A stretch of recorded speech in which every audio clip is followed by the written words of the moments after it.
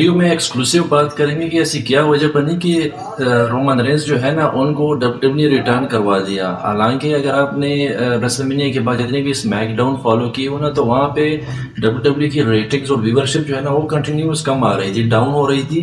तो डब्ल्यूडब्ल्यू के लिए काफ़ी बड़ी हेडेक थी कि यार ये अनडिस्प्यूटेड चैंपियन तो सबके जो फेवरेट थे कोडी रोड्स वो तो जीत गए हैं। सब चाहते थे कि यार रोमन रेंस अपना टाइटल जो है ना कोडी रोड्स को दे दे, कोडी रोड्स अपनी स्टोरी जो है ना अच्छी तरीके से फिनिश करें।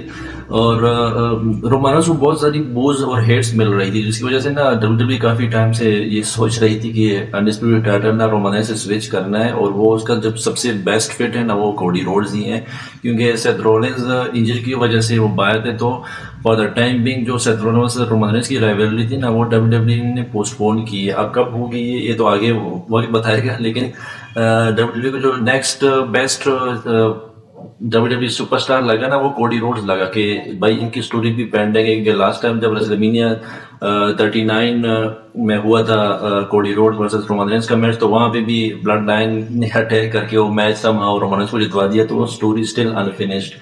तो क्यों ना इस स्टोरी को फिनिश करके कोडी रोड्स को नया चैंपियन बनवा दें। तो कोडी रोड्स तो चैंपियन बन गए हैं, लेकिन उस लिहाज से जो डब्ल्यूडब्ल्यू सोच रही थी ना कि भाई व्यूवरशिप आ जाएगी, रेटिंग्स बढ़ जाएगी, आसमान पे चली जाएगी रेटिंग्स व्यूवरशिप, लेकिन उस लिहाज से आई नहीं।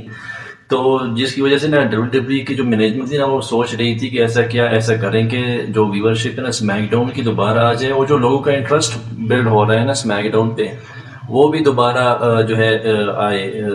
क्योंकि इंटरेस्ट भी कम, जब इंटरेस्ट कम होते हैं तो ज़ाहिर बात है व्यूवरशिप कम आती है। जब व्यूवरशिप कम आती है तो क्योंकि जो लोग होते हैं ना जो देखते हैं तो वो एक चैनल से ना दूसरे चैनल पे स्विच करने लग जाते हैं जब उनको लग रहा हो कि यार ये बोरिंग हो रहा है। तो Cody Rhodes something like boring चल रहे थे।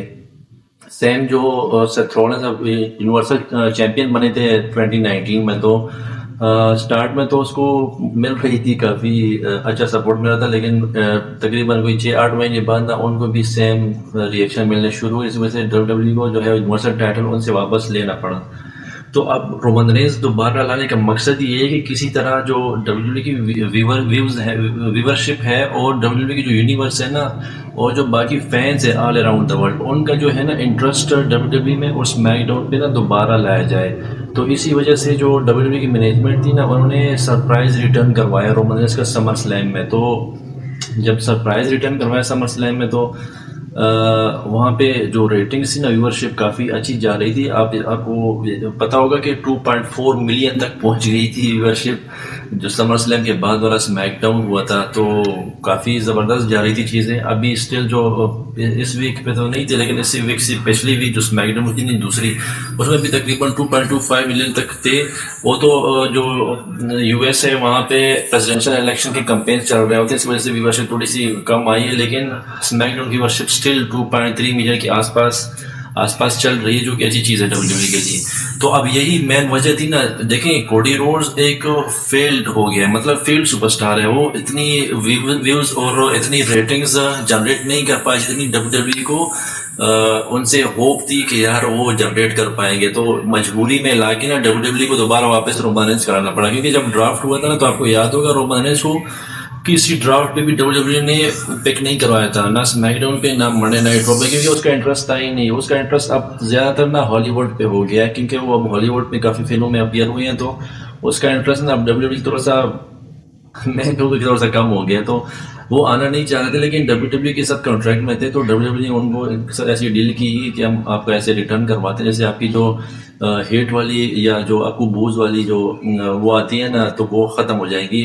इसलिए उनका जो है ना फेस सुपरस्टार उनको रिटर्न करवाया गया।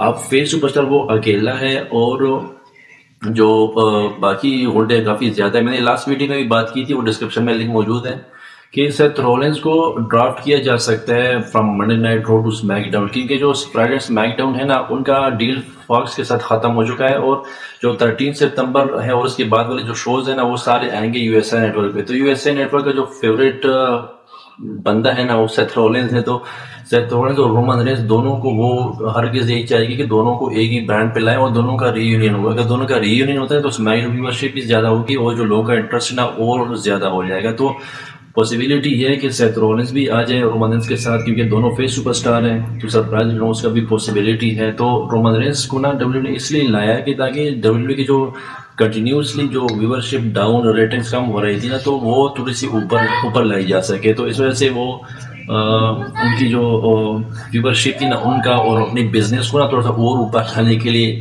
रोमन रेंस का डब्ल्यू को ना मजबूरी में ऐसा करना पड़ा था कि वो उसका रिटर्न हो दोबारा डब्ल्यू में, क्योंकि लोग भी काफ़ी मिस कर रहे थे बाहर कि यार हमें रोमन्स चाहिए, हमें रोमन्स चाहिए। तो इस वजह से भी उसको जो है ना वापस उनका रिटर्न करवा